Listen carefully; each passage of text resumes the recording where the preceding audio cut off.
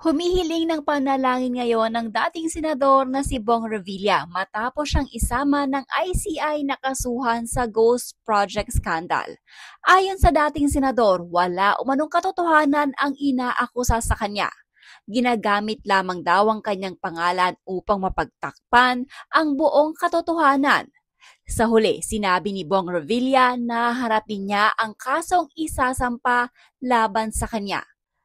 Ang naratibo na pilit nilang ikinakasa laban sa akin ay hindi lamang kasinungalingan, ito'y sadyang di ka panipaniwala. I am an easy target being used to model the truth, but the truth will always come out.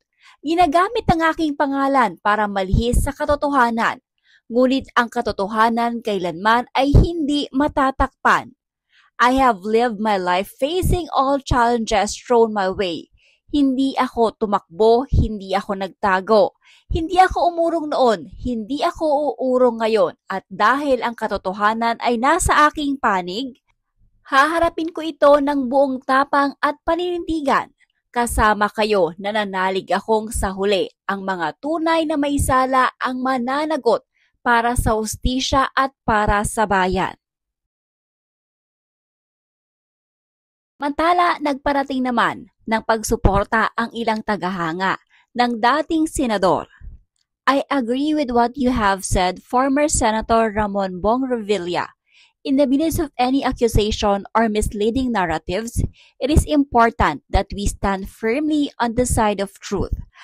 As guaranteed by our Constitution, particularly under Article 3, the Bill of Rights, every individual is entitled due to process protection against unfounded accusations and the right to be heard and to defend oneself. With proper process and the guidance of the law, I believe that the truth will prevail. In the end, justice will stand and those truly accountable will be held responsible.